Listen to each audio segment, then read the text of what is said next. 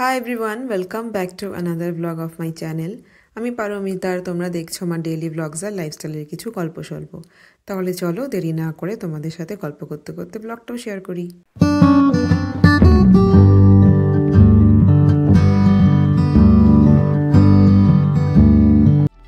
সকালে উঠে যেটা আমি সবথেকে প্রথমে শুরু করি সেটা হচ্ছে রান্না করা। এটাই তো একটা কাজ যেটা সবচাইতে বেশি টাইম টেকিং। আজ লাউয়ের ঘন্ট করব, তাই কাল রাতেই লাউগুলো কেটে রেখেছিলাম, জল দিয়ে ভিজে দিয়েছিলাম। প্রেশার কুকারেই করছি, টাইমটাও কম লাগবে, বেশি কিছু তো লাগে না লাউয়ের ঘন্ট করতে। ওই তো ফোড়নে দিলাম 5 ফোড়ন, একটা শুকনো লঙ্কা আর একটা তেজপাতা। তারপর একটু নেড়ে ঘেটে পরিমাণ মতো নুন, হলুদ, জিরে গুঁড়ো, ধনিয়া গুঁড়ো, আবার একটু নেড়ে ঘেটে কুকারটা আটকে দেবো আর সিটির জন্য ওয়েট করব। সকালে এত তামঝাম করি না রান্নাতে, মনোজিৎ অফিস যায় তো, আর ব্রেকফাস্টও করতে হয়, না হলে তো টাইম পাওয়া যায় না। ইন্ডাকশানেই করি, তাই একটা শেষ না হলে আর একটা আবার বসানো যাবে না। যখন ভুবনেশ্বরে এলাম আমরা, তখন ভাবলাম একবার যে কলকাতার ফ্ল্যাট থেকে গ্যাস স্টোভটা নিয়ে আসব, কিন্তু সে এক ঝামেলা, তাই ইন্ডাকশানটাই আনা হলো।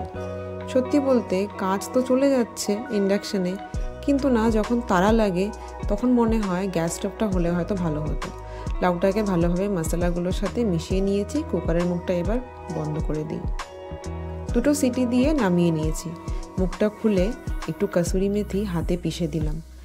আচ্ছা, এখানে আমি বড়িও দিয়েছিলাম, ক্যামেরাটা অফ ছিল। আমি ভাবছিলাম হয়তো শ্যুট হচ্ছে, পরে দেখছি ওমা কি ব্যাপার, বড়ি দেওয়াটাই রেকর্ড হয়নি। যাকে একটু ঘি দিয়ে নামিয়ে নেব। লাউ দিয়ে মাঝে মধ্যেই ডালও করি, আবার এভাবে ঘন্টটাও করি। আমাদের দুটোই পছন্দ, দুটোতেই টাইম লাগে কম। হয়ে গেছে লাউটা, বাকি যে ঝোলটা ছিল সেটাকে টেম্পারেচারে বাড়িয়ে শুকিয়ে নিলাম। এবার নামিয়ে নেব। এই প্লেটটায় নামও ভাবছি, কিন্তু এই প্লেটটায় বোধহয় হবে না, অনেকটা আছে লাউ। তাহলে একটা কাজ করি, একটা বাটি নিয়ে আসি। দাঁড়াও, একটা বাটি নিয়ে আসছি। হ্যাঁ, এই বাটিটাতে হয়ে যাবে। পরে একটু ঠান্ডা হলে তো মনোজিতের টিফিনটা হাফটা দিয়েই দেব, বাকিটা থেকে যাবে, তো অসুবিধে নেই। ঠিকঠাকই হয়েছে মনে হচ্ছে। ঠান্ডা হলে যেটুকু বা ঝোল আছে সেটা শুকিয়ে যাবে। বড়ি দিয়ে লাউ এত ভালো লাগে, সত্যি আমার তো খুবই ভালো লাগে। কাল লাউয়ের সাথে সাথে খোসাগুলোকেও কেটে রেখেছিলাম। ঘন্ট যখন করলাম তো তার সাথে একটা ভাজা লাগে, তাই লাউয়ের খোসা আর আলু ভাজা হবে একসাথে। কালো জিরে আর কাঁচা লঙ্কা ফোড়ন দিয়ে বেশ ভালোই লাগে কিন্তু খেতে। এদিকে ভাজাটা হোক, যাই ওয়াশিং মেশিনের টাইমটা শেষ, অ্যালার্ম বেজে গেছে, কাপড়গুলো চটপট মেলে দিয়ে দিই।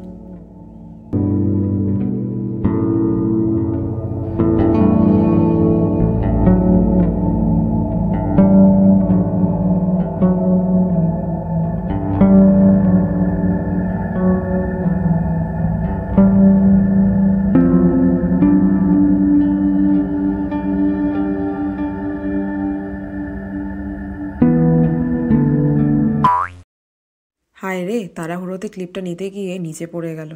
আচ্ছা থাক, পরে গিয়ে নিয়ে আসবো, আগে কাপড়গুলো দিয়ে দিই। কাপড়গুলো সকালেই মেশিনে দিয়ে দিলে একটা জিনিস ভালো কি হয় যে শুকিয়ে যায়, আর সন্ধ্যের মধ্যে কাপড়গুলো তুলে নিয়ে ভাঁজ করে রাখতে পারি। নাহলে হয়তো কোনো দিন ল্যাদ খেয়ে গেলাম, তখন কাপড়গুলো তুলে সোফায় রেখে দিই, আর ভাঁজ করা হয় না।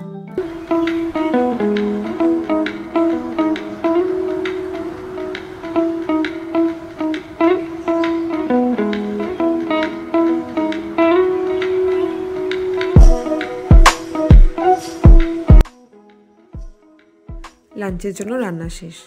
লাউয়ের ঘন্ট আর লাউ খোসার আলু ভাজা করলাম, সাথে ভাত দেবো লাঞ্চে। আজকে মনোজিতের এটাই লাঞ্চ। ব্রেকফাস্টটা একটু হেভি বানাচ্ছি, অয়েল ব্রাশ করে পরাঠা করে নেব, তারপর সুজি করে নেব। তাহলে ব্রেকফাস্টটা একটু হেভি থাকবে আর অনেকক্ষণ পেটটাও ভর্তি থাকবে। লাঞ্চ ব্যাগে তো একটা করে ফল দিয়ে দিই, তার সাথে বিস্কিট, কেক এসব সাথে দিয়ে দিই, যাতে বিকেল টাইমটাতে কিছু খেতে পারে। আমি নিজেও তাই করতাম আমার সিঙ্গেল লাইফে। সেই সকালে উঠে লাঞ্চ বানিয়ে ব্রেকফাস্ট বানিয়ে নিয়ে যেতাম, বাপরে সে এক গল্প। জানো, কোনো দিন এরম যেত যে টোটোতে বসে ব্রেকফাস্ট করছি বা বাসে করছি। অফিস ছিল সল্টলেক সেক্টর 5, আর কপাল খারাপ করে যদি শিফট টাইমিং আর্লি মর্নিং পড়তো, তাহলে তো কেলোর কীর্তি। ব্রেকফাস্ট লাঞ্চ সব প্যাক করে দৌড়, ওই টাইমের বাস ধরতেই হবে। তারপর অফিস পৌঁছে লগ ইন করে ব্রেকফাস্টটা করতাম। উফ, সে কি দিন ছিল। তোমাদের সাথে কথা বলতে বলতে সুজিটাও বসিয়ে দিলাম, ঘি দিয়ে ভেজে নিয়েছি, ড্রাই ফ্রুটসগুলোকেও দিয়ে দিচ্ছি। আজকে আর ড্রাই ফ্রুটসগুলোকে এক্সট্রা করে ঘিতে ভাজলাম না, আর সময়ও নেই, আর অনেক কিছু বানিয়েছি, আর মনোজিৎকে খাবারটাও দিতে হবে কারণ ও এরপরে স্নানে যাবে। যাই ওকে খাবারটা দিয়ে আমি যাই একটু নিচে, ওই যে ক্লিপটা পড়ে গিয়েছিল ওটাকে নিয়ে আসি। এই 3 তলা থেকে আবার নিচে নামা, আর যদি কোনোভাবে যদি লিফট 6-7 তলায় থাকে সেখান থেকে আসা, লিফটের জন্য ওয়েট করা, তারপর আবার নিচে যাওয়া, মানে সত্যি খুব বিরক্তিকর ব্যাপার। আমার বিশাল বিরক্তি লাগে। পাশে একটা লিফট ছিল, বাট ওটাও দেখলাম অলরেডি 7 তলায় আছে, তো ওটাকে আর দেখিনি, এটা 4 তলায় ছিল, এখানেই আমি ঢুকলাম। পেয়ে গেছি ক্লিপটা, জায়গায় রাখি। পেছনের এই দরজাটাকে না বন্ধ করে দিই, খুব হাওয়া আসছে, সামনে জঙ্গল তো খুব হাওয়া আসে, আর সকালে সত্যি এখানে খুব হাওয়া দেয়, এটা বন্ধ করে দিই, নাহলে পুরো ঘর ঠান্ডা হয়ে যাচ্ছে। আর সামনের বারান্দাতেও হাওয়াটা পাস হচ্ছে, পুরো ঘর ঠান্ডা হচ্ছে। আবার কাপড়গুলো উড়ে গিয়ে আবার নিচে না হলে পড়ে যাবে। এখানেই মেশিন থাকে, কাপড় যা থাকে এখানে সব মেলে দিই, বেশি কাপড় হলে পেছনের বারান্দায় দিয়ে দিই, বন্ধই করে দিই থাক। আচ্ছা, খিদেও পেয়ে গেছে অনেক রান্নাবাড়ি করতে করতে। 2 পিস তো মনোজিৎকে দিয়েছি, আমি এখান থেকে 2 পিস কেক খেয়ে নিই, বাকি 1 পিস কেক থাকবে, তো সেটা মনোজিৎ অফিস থেকে এসে তখন ওকে দিয়ে দেবে। কেকের জন্য একটা বাটি নিয়ে আসি, না একটা প্লেট নিই, বাটি না একটা প্লেট নিয়ে নিই, এই প্লেটটার মধ্যে 2 পিস নিয়ে নিই, 1 পিস থাকবে, ওটা থাকুক। অফিস থেকে এসে তোর খিদে পেয়ে যায়, তখন কিছু একটা করে দেবো, কফি হোক চা হোক, আর কেকটা তখন ওকে দিয়ে দেবো। যাক, 4-5টা ভালোভাবে লক করে দিয়েছি, এখন রেখে দিই। 2 পিস প্লেটে নিয়ে নিয়েছি, এবার লাল চাটা বসিয়ে দিই। আজকে এখন লাল চাই খাবো, কফি আর দুধ চা খেতে ইচ্ছে করছে না, আর করতেও ইচ্ছে করছে না। মনোজিৎ বেরিয়ে গেল, এই জাস্ট 2-3 মিনিটই হলো, আমি এদিকে কেকটা নিয়ে লাল চাটাও বসিয়ে দিয়েছি। আজকে লাল চাটা আবার একটু গোলমরিচ আর মধু দিয়ে খাও, মানে আমি তো মধু দিয়েই লাল চা খাই, বাট এখন ভাবছি যে একটু না গোলমরিচ দেবো, তো গোলমরিচ দিয়েছি, গোলমরিচটা দিয়ে আজকে লাল চাটা খাবো। তো আজকের ব্লগটা আর বেশি দূর টানছি না, চাটা খেয়ে তারপর আমি চলে যাব স্নানে। তো এটাই আজকের ব্লগ, এখানেই আমি শেষ করছি।